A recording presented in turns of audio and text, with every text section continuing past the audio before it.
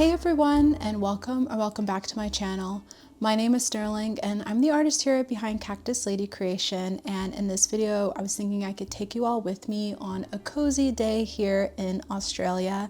I have a few errands to run and I also have a few patterns to work on and finish, and so I was thinking I could take you all with me into the CBD, which is the downtown area, and we could work on some editing and some crochet, and then maybe go and get some lunch or maybe even an early dinner depending on what time it is, and then maybe do a little bit of sightseeing while we're at it. There's a library in the CBD that I've been meaning to go to for a while, and it's the State Library, and so I was thinking we can go and check that out.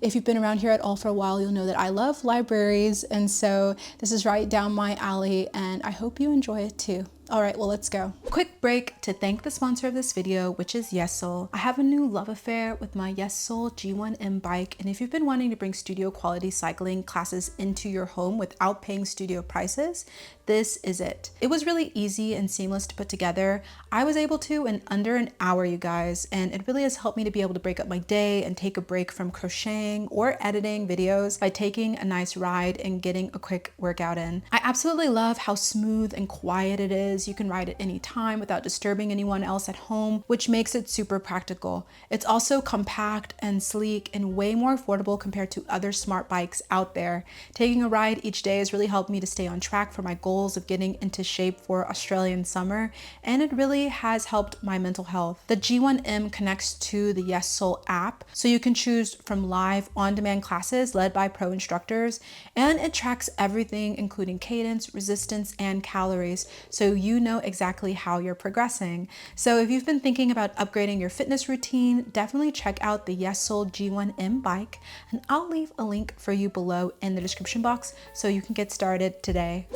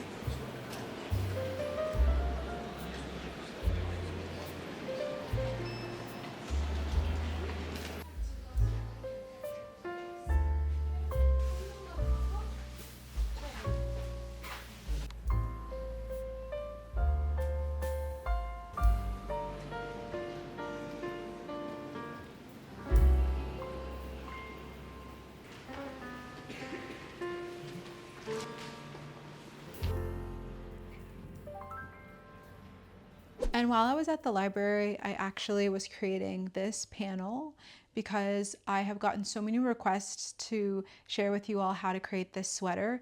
And so I've been thinking I want to create it in this pink color.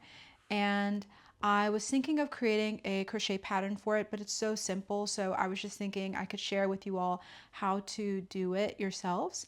And it's really, really simple. So it's basically just a simple mesh crochet sweater, and I will show you how to come up with your own measurements and create it for yourself. So what you're going to need is your yarn, and I'm using the 24/7 cotton yarn. It's a mercerized yarn.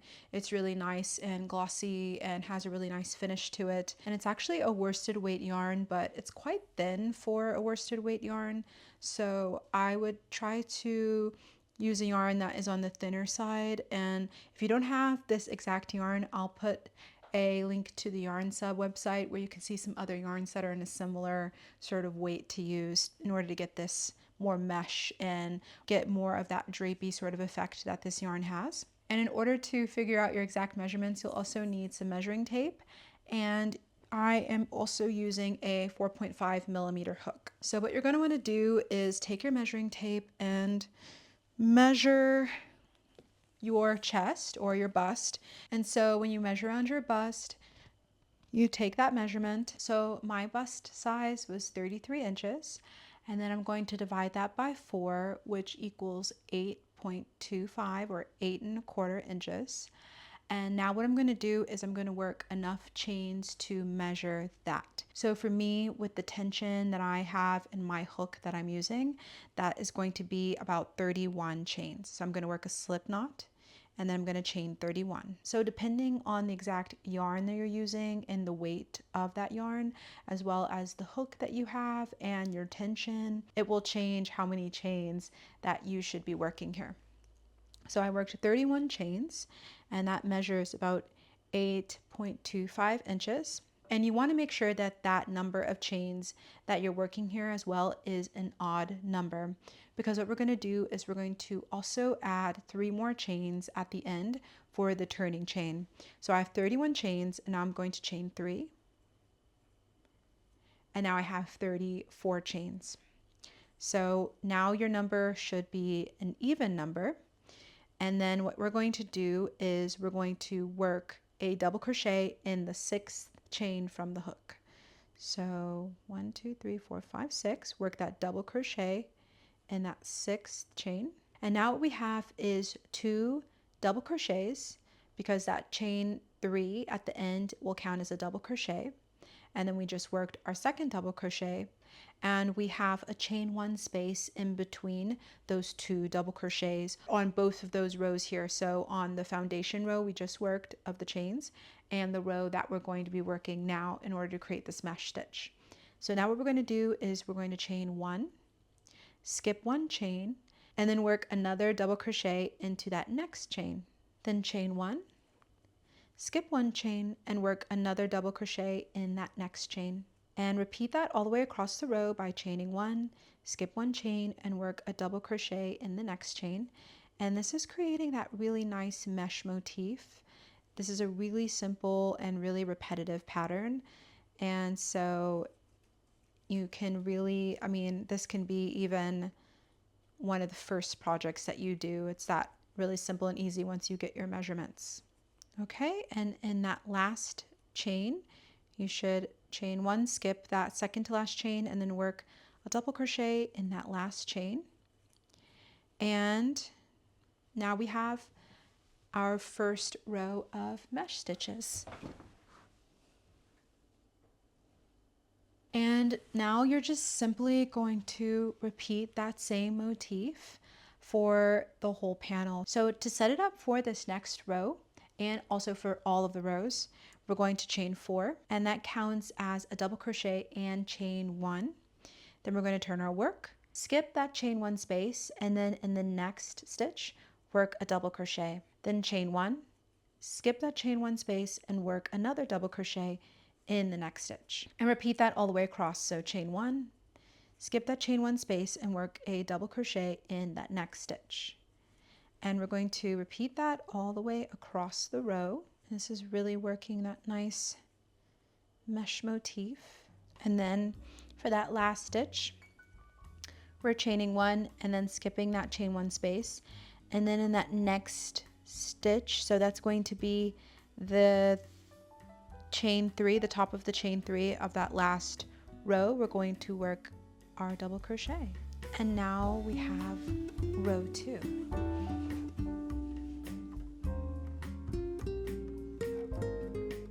And then literally we just repeat that for the rest of the rows. So we chain 4, turn our work, skip that chain 1 space, and work a double crochet in the next stitch. Chain 1, skip that next chain 1 space, and then work a double crochet in the next stitch. And repeat that, and we're just going to continue to repeat this for all the rest of the rows for this panel. And you can continue to do this until the sweater is your desired length. Now I wanted mine to have a cropped look, So I worked 29 rows, and in order to figure out the exact length that you want yours to be, you can hold your panel up along the top of your shoulder, because that's where it's going to fall. So basically you're just going to work as many rows as you like until the panel reaches the desired length, and you can just hold your panel up on the top of your shoulder and measure it as you go along. And when it gets to the desired length for you, then you can stop there and join back up with me, and I'll show you how to create the back panel. And also make sure to repeat the same steps that you did for one panel for the other panel. So you're going to create 2 of these front panels. And also make sure to repeat the same steps that we're doing for this panel for a second panel, so that you'll have 2 front panels. Then for the back panel, I'm going to work a slip knot. And then I'm going to, whatever the amount of chains that I made for the front panel, I'm going to multiply that by 2, and then add 1 chain. So because, for example, for my front panel, I worked 31 chains. When I multiply that by 2, it's 62. And then I'm going to round it up to 63 because I want that to be an odd number. So I'm going to work 63 chains. All right, now I have my 63 chains, and I'm going to now add 3 for the turning chain. So 1, 2, 3. Now I have 66 chains in total. So in the 6th chain from the hook, I'm going to work a double crochet, just like I did for that first panel. Then I'm going to chain 1, skip 1 chain, and work a double crochet in the next chain. Then chain 1, skip 1 chain, and work a double crochet in the next chain. And I'm going to repeat that all the way across. Then when I get to the end, I'm going to chain 3, turn my work, and then do the same thing like I did for the front panel. So I'm going to chain 4, turn my work, skip that chain 1 space, and then work a double crochet in the next stitch. So basically we're doing the same thing that we did for the front panel for the back panel, but instead we're making it wider for our back. And you can also take your back panel at any time and put it along your back to make sure that you like the width. And also you want to work the same amount of rows in the back panel as you did for the front panels. So once you do that, I will show you how to connect those panels and then create the sleeves. Okay, so I finished the back, and it's just a simple mesh square. And now I'm going to connect the back to the 2 front panels. And in order to do this, I'm just simply going to lay the 2 front panels on top of the back panel, line it up, and it will look like this. So I'm just laying the 2 front panels on top of the back panel, and I'm going to sew them together. You can also do a slip stitch and connect them together, and I've done that on a few tutorials that I'll definitely link in the description box, or maybe I'll tag them above as well on a card. But for this one, I think I'm going to connect them with a whip stitch, so I'll show you how I like to do that. All right, so in order to do the whip stitch, I have just a basic large eye needle here, and then I also have my yarn, and I've lined up the 2 panels. So in order to work my whip stitch, what I'm going to do is put my needle through this first stitch, so underneath both of those loops, and then through the second stitch under both of those loops, and then pull my needle through. And I'm going to bring the yarn all the way through, just so that there is quite a bit of length, so that I have enough to sew all the way across the row. So now I'm going to bring my needle to this next stitch, which is this chain 1 space. I'm going to bring it through that chain 1 and through the second panel chain 1, and make sure to bring it underneath both of those loops and pull through.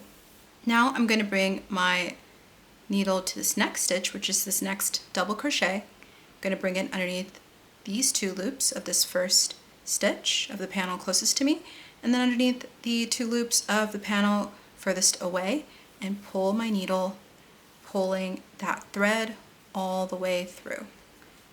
And just moving those tails out the way so that they don't get put inside of that stitch. And then bring it to this next chain one space, bringing the needle underneath both loops of that chain one on this panel and through loops of this chain one space of that second panel, and then pull the thread all the way through. And then I'm just going to continue with that all the way across, and I'm going to connect these two panels together, and then I'm going to connect the front panel to this back panel over here in the same way.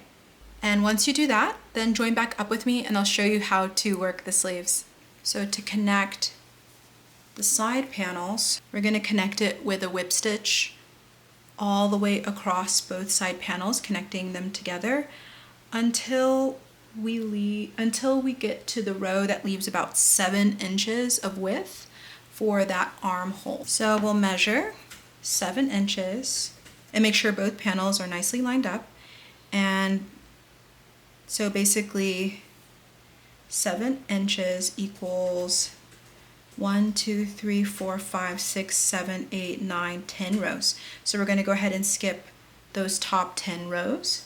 So what I'm going to do is place a marker here to know that this is where I will stop, and I will stitch together along the side until I get to that stitch marker, and we'll leave a space of these top 10 rows for my armhole.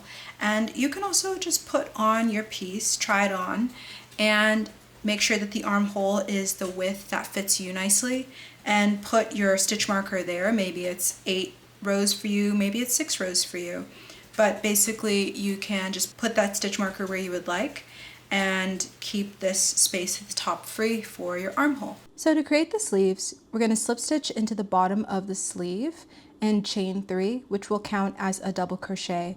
Then work a double crochet into that next stitch, which is the top of the double crochet of the previous row.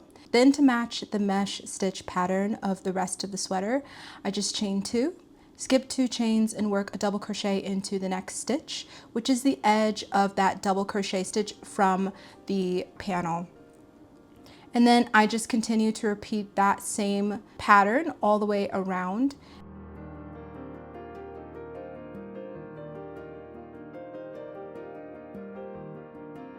And slip stitch into the beginning chain 3 to end out that row. Then for row 2 and for all the rest of the rows, just chain 3, which will count as a double crochet. Then work a double crochet into the next stitch, and then chain 2, skip 2 chains and work a double crochet into that next stitch, which is the double crochet of the previous row. And just repeat that all the way around for each row until the sleeve reaches your desired length. I just repeated that until row 25, and I do some increases into every 5th stitch around for rows 25 to 27 so that the sleeve will fan out a little bit, but you don't have to do this, of course. You can continue to just repeat that mesh stitch if you just want it to be a more boxy shaped sleeve. And then for rows 28 to 30, I just repeated the same steps from row 2, and to finish out the sleeve, I just worked a couple of rows of double crochet into each stitch with the pink fur yarn. And of course you can work more rows or less rows depending on how long you want the sleeve to be. And that's it for the sleeves. And I'm almost done with the pink sweater. Now I only have to add a little bit of ribbing along the bottom and the insides of the panel, as well as along the collar. So what I'm going to do is I'm going to start off in the bottom here like I already did, and then I basically chain 11 and then work back across that row with slip stitches into each chain. Then when I get back to the base of this panel, I slip stitch into the next 2 stitches and then work slip stitches back across the row. And I just continue repeating that all the way across the bottom edge And once I complete the bottom edge, then I'll go ahead and start along the bottom and the first chain of this bottom ribbing and work all the way around the inside of the panels, the collar, and then back around, doing the same thing, basically chaining 11 and then working slip stitches back across the row and slip stitching into 2 of these kind of chains along the edge of the rows for those panels. And it will basically create the same effect that I have in this sweater with that ribbing. It really helps to finish it off and just make it look polished. And I haven't decided yet, but I do think I'm going to add some buttons for that pink sweater as well. So when I finish that off, I'll also put a video up on Shorts to show you the finished result. And let me know in the comments below if you do want to see a more detailed, actual, real tutorial on how to create this piece, and I'll definitely create that and put that up on the channel for you all. Well, thank you for joining me along the journey of creating this and going to the city and seeing a bit more of Melbourne. And if you like more relaxed videos like this, where I just take you on the journey of creating and take you around with me, definitely let me know in the comments below. Well, thank you for watching, and I hope you'll join me in the next one.